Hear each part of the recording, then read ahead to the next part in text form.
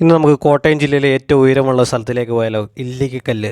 കോട്ടയം ജില്ലയിലെ വളരെ ഫേമസ് ആയിട്ടുള്ളൊരു സ്ഥലമാണ് ഇല്ലിക്കക്കല്ല്.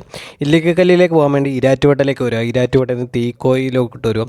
തീക്കോയിൽ നിന്ന് നമുക്ക് ഒരു ഇടതുവശത്തേക്ക് കിടക്കുന്ന വഴി നമുക്ക് ഇല്ലിക്കല്ലിലേക്ക് വരാം. ഇല്ലിക്കല്ലിലേക്ക് നമുക്ക് രണ്ട് വഴി വരാം. ഒന്ന് തലനാട് വഴി വരാം, പിന്നെ കളത്തുക്കടവ് വഴി വരാം.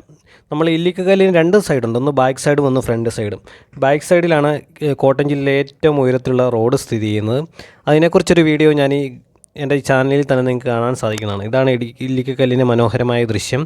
ഒരുപാട് സിനിമകളിലും പരസ്യങ്ങളിലൊക്കെ നമുക്ക് ഈ ഇല്ലിക്കല്ല് കാണാൻ സാധിക്കുന്നുണ്ട്. അടിപൊളി ഒരു വൈബാണ് ഇവിടെ വരുവാണെങ്കിൽ.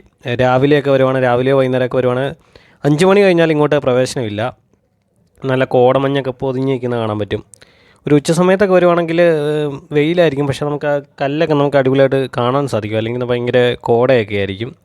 ഒരു പൊളി വൈബ് എന്ന് വെച്ചാൽ പൊളി വൈബായിരിക്കും ഇല്ലിക്കല്ലിലേക്ക് വരുന്നത്.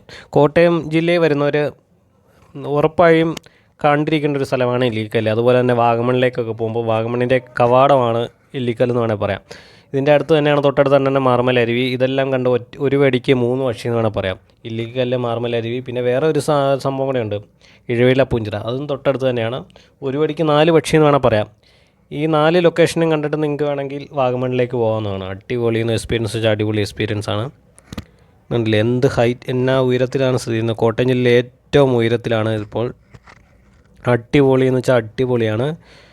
ഇത് ഇല്ലിക്കല്ലൊക്കെ കണ്ടില്ലെങ്കിൽ ശരിക്കും നമുക്കൊരു ലൈഫ് ടൈം നഷ്ടം തന്നെയാണ്. ആ ഒരു നമുക്ക് പിന്നെ ഇതിനകത്ത് ജീപ്പ് സവാരി അങ്ങനെ ഒരുപാട് കാര്യങ്ങൾ നമുക്ക്